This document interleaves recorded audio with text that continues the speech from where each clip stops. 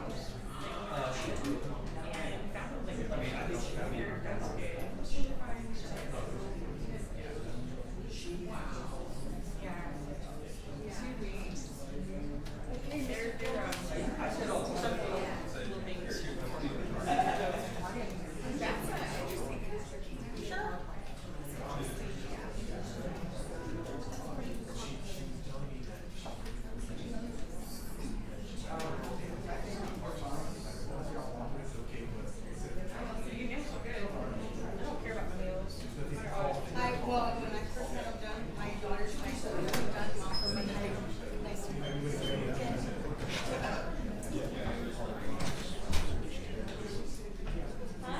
Oh, if you prefer that. You want it at the table?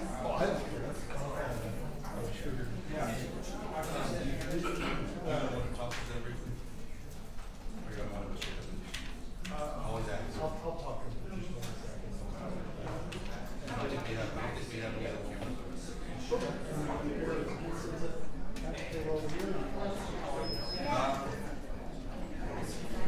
All rise. Everybody may be seated. Thank you very much. Okay.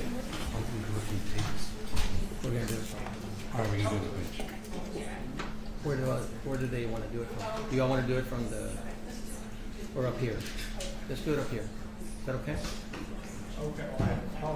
Okay, we're gonna do it from up there. All right, then I'm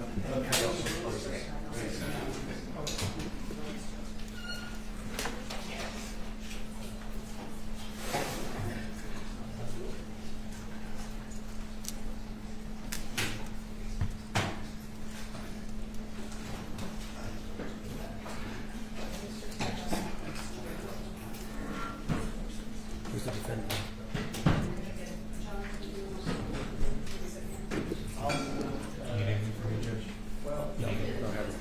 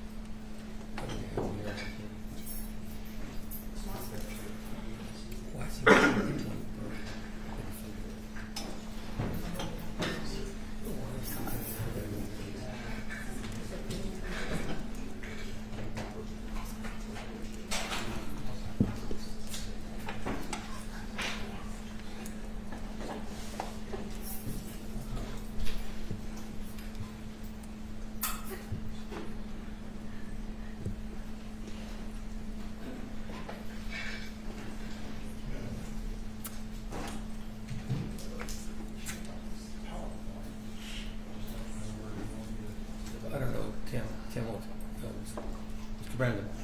Will will probably Yes, something about PowerPoint. You got it?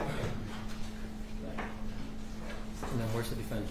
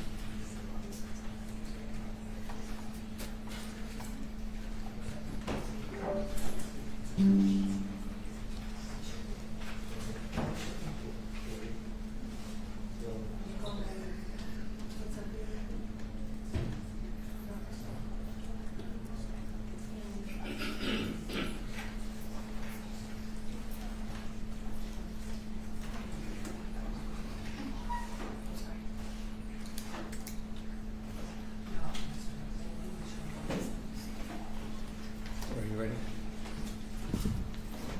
Is everybody ready? She's ready.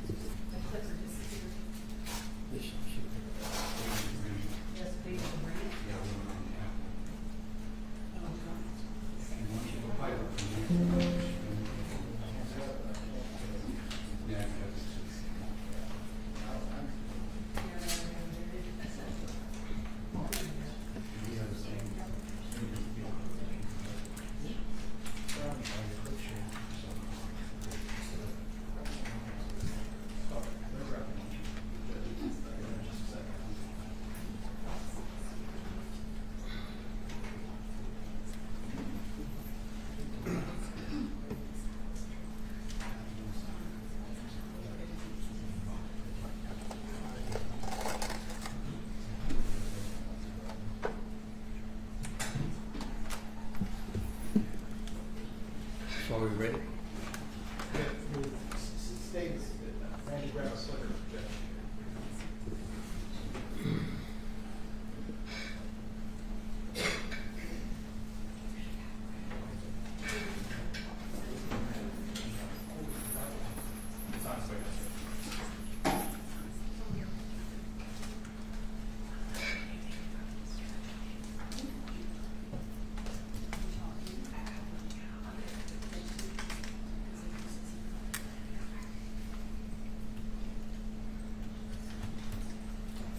Let's go ahead and begin with that clicker, and then when you get it, we'll start right off the bat, okay? So you can start with some sort of argument within the light.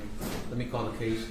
2024 CR 012097, state this is Brad Chandler Simpson.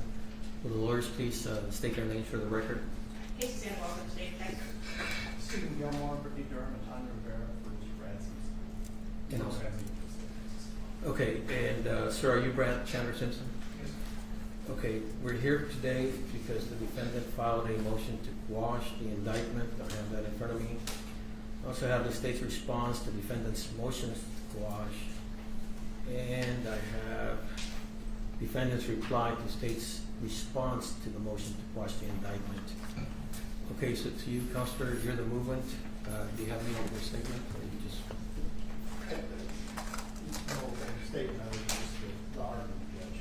Okay, then, do you need the clicker to start your presentation?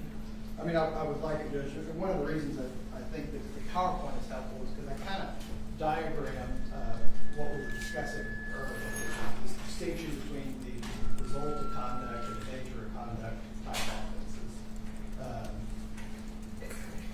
And so, one of the things, and in the concurrence, the opinion cited by Judge Clinton and Lugo, one of the things that Judge Clinton does is he comes up with this chart where he like helpfully subdivides what is actually alleged in the statute, right? So part of the allegation has to be an act clearly dangerous to human life. And that act, if there's a causal nexus between the act alleged and the result, so it is still a result-oriented offense. The robbing of the offense, as the state cited in its brief, is still the result. But we're not talking about the result with respect to the culpable mental state. What Lugo does, and what the other cases that I reference in my response, is they discuss nature of conduct versus result of conduct with respect to the culpable mental state. And what essentially they mean is that the culpable mental state for a nature of conduct offense could be, say, knowingly, or in the circumstances of conduct offense, it could be, say, recklessly. But because it's a result of conduct offense, the requisite mental state is the intent, and in this particular case, intent to cause SBI. Intentionally causing SBI is what the defendant has to have. SBI? SBI, serious bodily injury. That is what the... Perfect, that goes forward. Two. Okay, and so because, let me see if this, there we go. And so here's Judge Clinton's chart. To my mind, kind of breaks it down in the simplest way. That intent to cause a serious bodily injury by committing the act. That is the nature of conduct. That's the nature of what the defendant is accused of doing, right? And then it results in the death of an individual. That is the result of the conduct that the defendant engaged in. Whether or not the defendant recklessly engaged in the conduct doesn't matter, because the state has to prove that he intentionally engaged in that conduct. And so in a result-oriented offense, the state must also prove that the appellant caused the result with the requisite criminal intent, which again I've said is intentionally in this particular case. To change it to a nature of conduct offense, to actually convert the characteristic of murder, would allow the state to allege that he may not have done it intentionally, but he could have done it knowingly. And that is what the courts of appeals and what the majority opinion in Lugo says they cannot do, which is ordinarily something that the state wants to do, because it would allow them to plead alternate mental states for committing the offense, which would give the jury, in a hypothetical case, different mental states by which they could convict a defendant. And so I'm not suggesting that they would be allowed to do that. I'm just suggesting that there is a nature of conduct element, and because there's a nature of conduct element, they got to tell me what it is. Now, looking at just paragraph B, I've kind of diagrammed it a little bit as well. So that, in this case, Brad Simpson committed an act clearly dangerous to human life. That is the nature of his conduct, committed with intent to cause SBI. That's what the indictment puts me on notice of. That caused the death. That's the causation element. That the result of the conduct, the act that occurred, the clearly dangerous act, and then your guess is as good as mine, because they just alleged that it's by manner and means unknown to the grand jury. That somehow this act that's clearly dangerous to human life is also, I don't know, unknown. And that's not noticed, Judge. But this discussion about result of conduct and nature of conduct, that's me responding to the state's brief. Ultimately, it doesn't matter for the purpose of determining whether or not I have notice. Notice is the issue, not the culpable mental state, and whether it's a result of conduct offense or a nature of conduct offense is immaterial. What I'll point out is the penal code does not define what an act clearly dangerous to human life is. There's no definition from it, and because there's no statutory definition, we're not allowed to put a definition in the jury charge either. So the jury is not going to get to know what an act clearly dangerous to human life, which also means I don't get to prepare to defend against whatever act the state may be alleging. There could be a number of defense, statutory defenses. There could be a defense that it never even occurred, that there's an exception or excuse. But because the state hasn't alleged it, I don't get to prepare a defense to that particular act. And because it's undefined, the case law is very clear that for criminal appeals, the State v. Barnwell, if the statutory language, in this case, an act clearly dangerous to human life, isn't completely descriptive, they have to plead it with greater particularity in order to provide me notice. And even in the state's own case, Zuniga, when a statute contains an undefined term with indeterminate or variable meaning, the state has to tell me what it means in the indictment to put me on notice.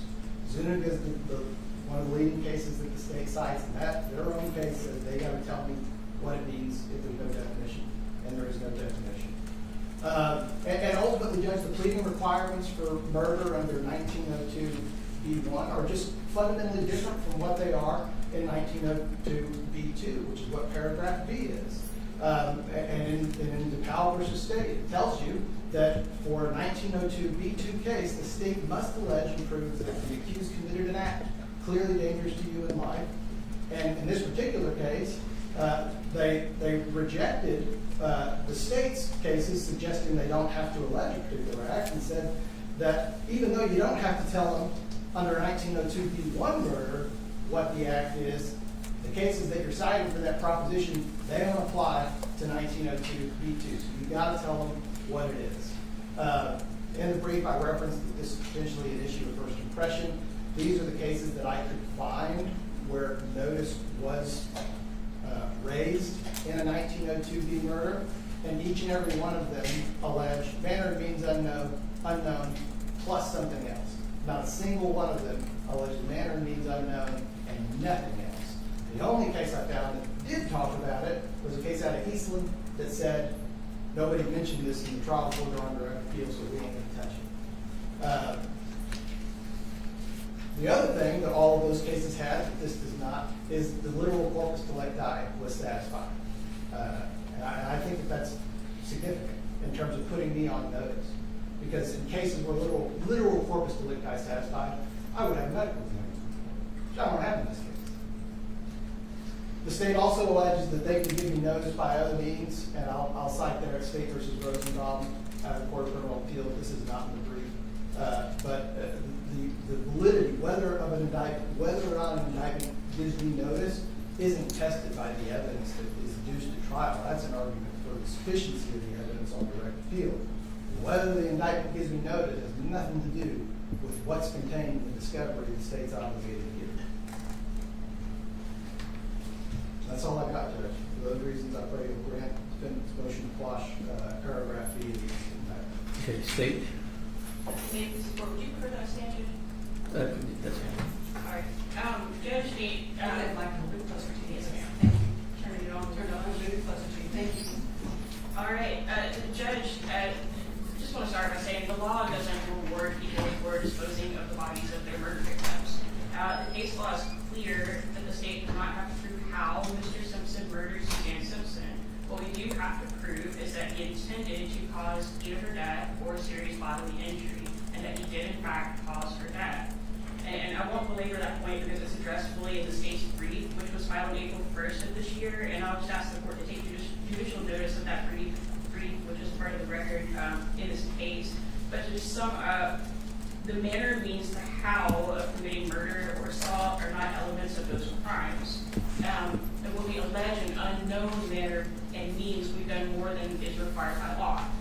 The law doesn't even require us to put that in the indictment. Those are not elements of the offense. We're not required to prove them. The state's indictment tracks the statutory language for each offense, and it gives adequate notice of each offense charge. We've alleged intent, and we've alleged result. We don't have the benefit of a body at this point for a medical examiner to look at and give us a precise cause of death, but that does not prohibit prosecution of this case. I want to take a moment to address the specific points that the defendant makes in his brief that was filed on Sunday. And first I want to note that the defense seems to have waived any argument with respect to paragraph 8 of the murder charge and the other charges in this case. It looks like at this point we're only arguing about paragraph B, which is the act clearly dangerous to human life, part of the murder charge. So in his brief, Was that accurate? That is correct, Judge. I can respect that under paragraph B.A., under the right circumstances, the state can proceed. Okay. the judge in his brief, he gives a general statement that tracking the statutory language isn't always sufficient. But what's not clear in the brief, in my opinion, is that this statement only applies in certain situations. And it was up there, actually, in the language that he had, that the situations where that applies are when you have conduct-oriented offense, which murder is not, and also when there are multiple different ways of committing that offense that are outlined in the statute. That's where that applies. And the case law says that very clearly in the case that you cited. One example that I can give the court is sexual assault. So in sexual assault, which is a conduct-oriented offense, it's about what the defendant did, not the result of the offense, as in murder. And if you look at the sexual assault statute, it says the defendant did intentionally or knowingly, and then it has A, B, C, D, different ways of committing that offense. And that is the sort of thing that what Mr. Gilmore cited is referring to, where you have both a conduct-oriented offense and statutorily defined alternate ways of committing that offense. That is when we have to plead specifically which one of those we're going to prove. That's what that language is talking about. So it doesn't apply to this case. Sexual assault, again, conduct-oriented. The gravamen of the crime is the act committed by the defendant. Murder, the gravamen is the result. It's the death that is caused. So that's the type of statute that requires that additional specificity in the pleadings. And we do, in sexual assault indictments, we do have that specific, like, it was committed in this way. The statute in this case is not like that. There are no multiple ways listed. That act clearly dangerous to human life is just an element. There's no alternate ways listed in the statute to commit an act clearly dangerous to human life. What the case law that Mr. Gilmore cited doesn't say that every term that's undefined in the statute has to be pled specifically. It's just talking about those specific situations. So it just doesn't apply to this case. So there's really two reasons. It's not conduct-based, and there aren't options listed in the statute. So that argument really does not apply. And when it comes down to a judge, defendant's argument, he claims it's about notice, but it's really about sufficiency of the evidence. What he is saying, I believe, is that we have that element, okay, some additional element in paragraph B of an act clearly dangerous to human life, and he's asking, well, what evidence do we have of that? And that is a sufficiency argument. It's not appropriate for a motion to quash. That's a trial issue, so it's premature to be addressing that now. And that element, same as the American means judge, it's too early to make that decision. So I'm asking you, Judge, for those reasons to deny this motion to quash, and for the reasons outlined in the state's brief as well. And to you, Counselor, what about the idea that the state can only give you notice of what they know? In this case, apparently, I'm assuming that through your representations, there is no body of the complaint of this alleged offense. What do you say that the idea that the state can only give you notice of what they know? Sure. And so take that to its logical conclusions. What other offenses could they indict Mr. Simpson for that they think they know about and they hope they produce evidence of at trial? I mean, what offenses could they indict anyone for that they don't know about now and aren't telling me about, especially in an indictment, but they sure hope to shore that up by the time we get in front of the jury. I mean, ultimately, Judge. Well, when you say that, when you say shore up, let's say, and I know this is an alleged offense, but let's say at some point the body of this individual, this complainant, is found, then they would have to give you more notice, correct?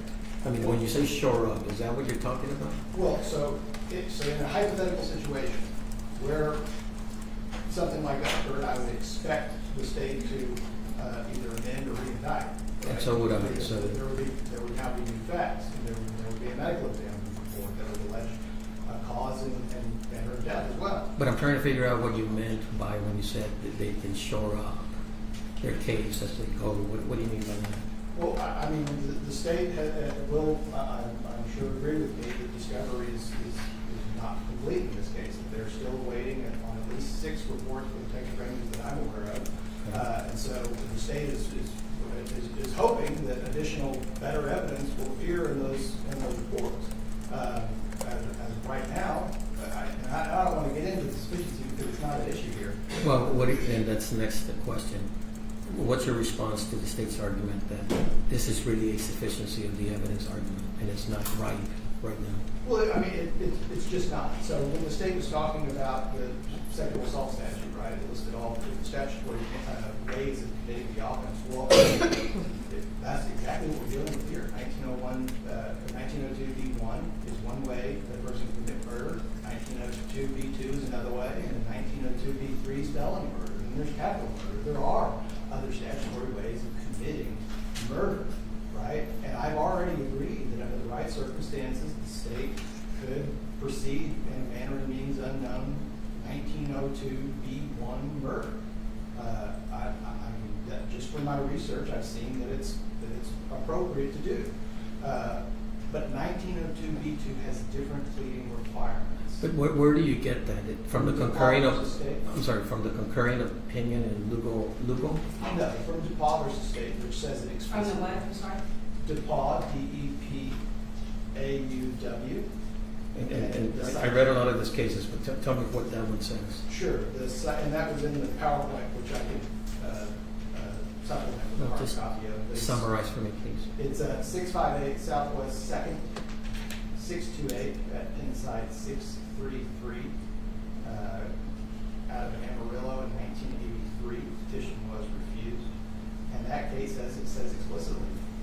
On the other hand, 1902b2 imposes a requirement upon the state, which section 1902b1 does not, namely that the state must allege and prove that the accused committed an act which is clearly dangerous to human life. Therefore, we believe the cases cited by appellee, which hold that an indictment is valid even though the means of the murder are not alleged in an indictment, are an opposite to 1902b2 case.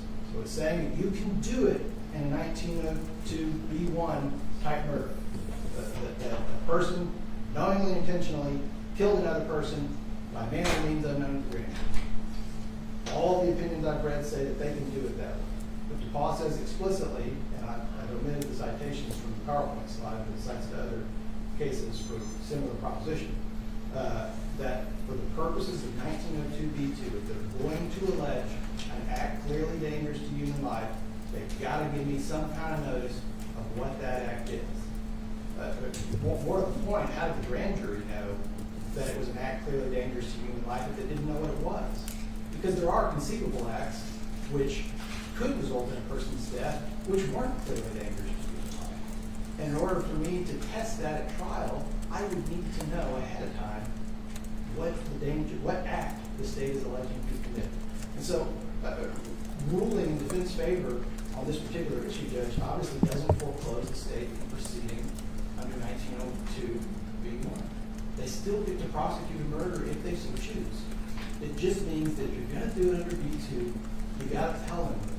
And if you can't tell them more, don't indict them. Okay, and State, how do you respond to that last point on that case that says that's required? Give me a brief comment. I'll give you a brief moment. Go ahead.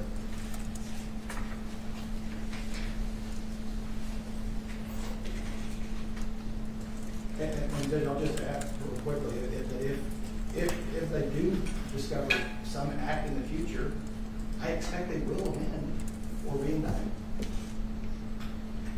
Just to respond to DePaul, again, that analysis is a sufficiency analysis in DePaul.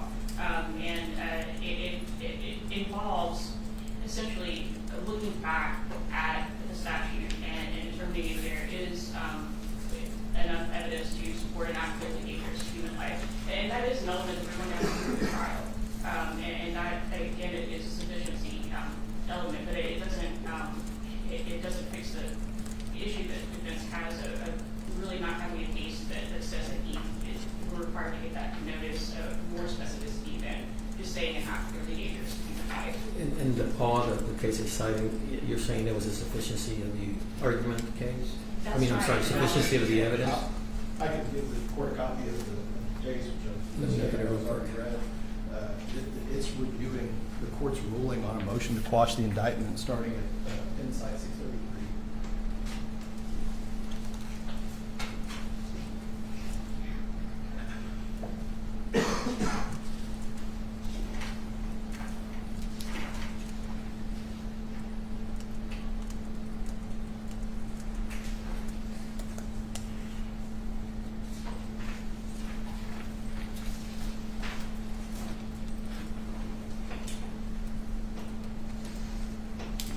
Just for the benefit on, it's the second, I can't hear you, sorry. just for the benefit of the record, second full paragraph on what is Bates number, page 5.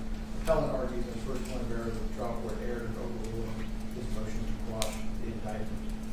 Because the indictment language was both legally and factually, this is back before Brooks when they made that decision. Legally and Is your mic on, factually. sir, I'm sorry to interrupt you. Is your mic on? Is the green light on? Yep. Okay. Now, could you pull it closer? Sure. Thank you. Legally and factually insufficient to allege an essential element under the offense of murder. And the state's already conceded that the act itself, the act clearly dangerous to human life, is an essential element.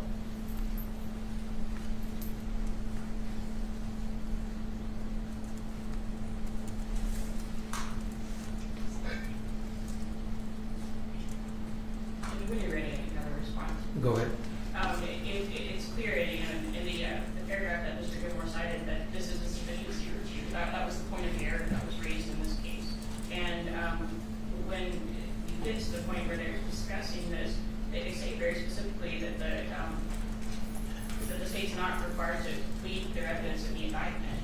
What they do is they look at, in this case, there was an act alleged, and it was pled more specifically, and they look at whether or not that's sufficient. It doesn't follow from that we have to plead that, if that makes sense. It's sufficiency review, and in addition to that, this is an Amarillo case from 1983, so it's not technically controlling for what that's worth. Right. But I don't think it speaks to the point Mr. Gilmore is trying to make either. Okay, and again, to you, counsel, Lugo, the authority kind of that you're citing is a concurring opinion that the majority in that case rejected, correct? They rejected his analysis with respect to the requisite mental state for this office. Okay, now, anything else for me to say? Not from the statement. That's right.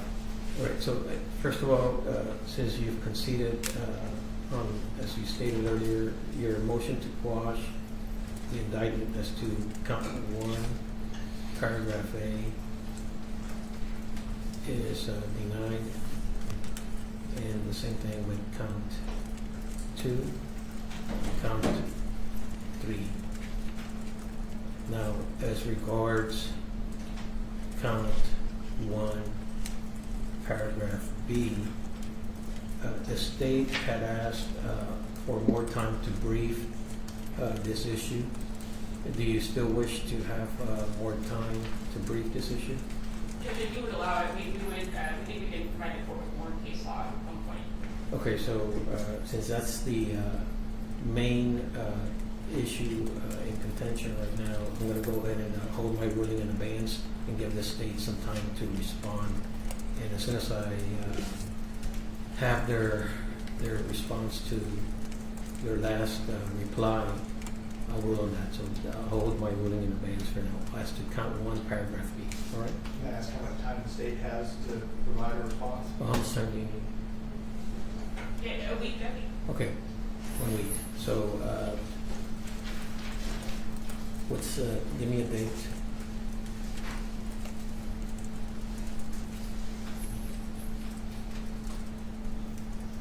What's the date? Tuesday? Yeah. Next Tuesday? Whatever that day is, okay? The 29th. Okay, so we set for April 29th, 2025 at 9 a.m. just for that ruling, okay? Anything else? Thank you for the statement. Okay, that closes the record in this case. Thank you.